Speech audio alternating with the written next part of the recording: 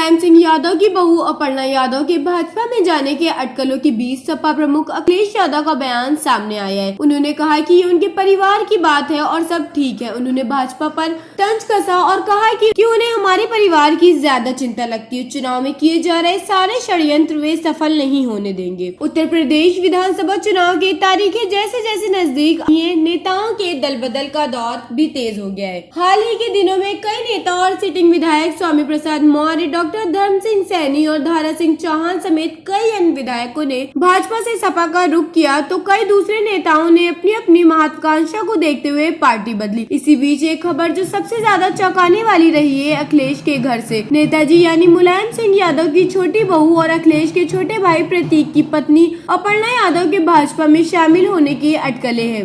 इन सूचनाओं पर विराम लगाते हुए सपा प्रमुख अखिलेश यादव का कहना है ये उनके परिवार का मामला है और सब ठीक है। मुझे इस बात की चिंता है कि हमारे परिवार की हमसे ज्यादा चिंता भारतीय जनता पार्टी को है।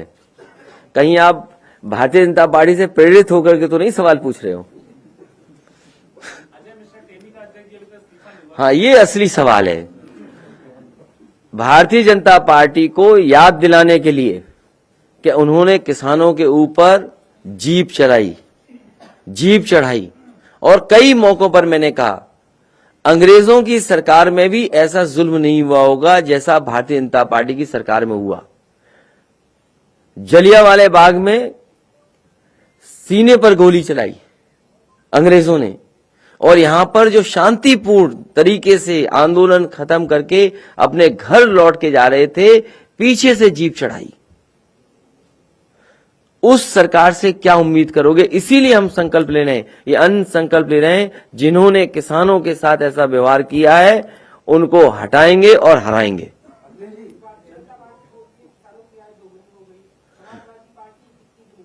वो आपने ढंग से उनका संकल्प पत्र नहीं पढ़ा। भारतीय जनता पार्टी ने कहा कि 2022 आते हुए किसानों की आय दोगुनी हो जाएगी। मैं ये जानना चाहता हूं, तारीख बदलने से, साल बदलने से किसानों की आय दोगुनी कैसे हो जाएगी? जो सवाल इधर से पूछा गया था कि जब तक उसको सुविधाएं नहीं दोगे, जैसे बिजली सस्ती दे रहे हैं, किसान को सिंचाई माफ कर रहे हैं, अभी और भी चीजें आएंगी, तब बीजेपी वाले पूछेंगे इतना फंड कहां से आएगा?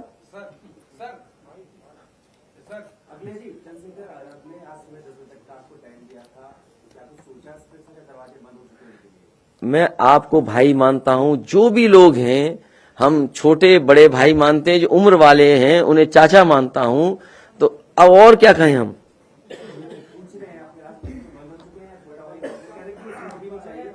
अरे मैंने आपसे कहा कि जो राजनीति है, और कल भी मैंने बात कही थी कि समाजवादी पार्टी ने त्याग किया अपनी गठबंधन के लोगों को सम्मान देने के लिए, साथ लाने के लिए। इस समय भारतीय जनता पार्टी को हराने के लिए जो भी त्याग करना चाहे त्याग करना चाहिए। समाजवादी पार्टी कर रही है त्याग। और जहां तक चंद्रशेखर का सवाल है, मैंने सीटें दी थी, अगर वो भाई बन के भी मदद करना चाहते हैं तो करें। समाजवादी पार्टी ने, और केवल समाजवादी पार्टी का प्रयास नहीं था, केवल एक व्यक्ति या एक पार्टी की सवाल नहीं था। अगर पुराना इतिहास उठा करके आप देखेंगे, बाबा साहब भीमराव अम्बेडकर जी से समाजवादी पार्टी के नेता, समाजवादी नेता डॉक्टर राम मनोहर लोहिया दोनों मिलकर के साथ काम करना चाहते थे। क्या इतिहास नहीं जानता? इतिहास में वो बातें दर्ज हैं कि पत्र लिखे गए थे कि डॉक्टर भीमराव अम्बेडकर जी और डॉक्टर राम मनोहर लोहिया दोनों मिलकर के काम करना चाहते थे उस समय की राजनीतिक परिस्थितियों को देखते हुए। और एक बार फिर समाजवादी पार्टी ने प्रयास किया था। उससे पहले नेताजी ने कोशिश की थी। माननीय काशीराम जी को पहली बार सदन में अगर कहीं से भेजा गया था, वो हमारे गृह जनपद से भेजा गया था, इटावा से भेजा गया था। तो कोई किसी के कहने से आरोप न लगाए। इसीलिए मैंने कहा उत्तर प्रदेश के चुनाव के लिए बड़ी बड़ी साजिशें हैं, बड़े बड़े षड्यंत्र हो रहे हैं, होंगे। वो सवाल जो आया था वो भी षड्यंत्र का हिस्सा था। ये सवाल जो आया ये भी षड्यंत्र का हिस्सा है। बड़े षड्यंत्र होने जा रहे हैं क्योंकि ये उत्तर प्रदेश है।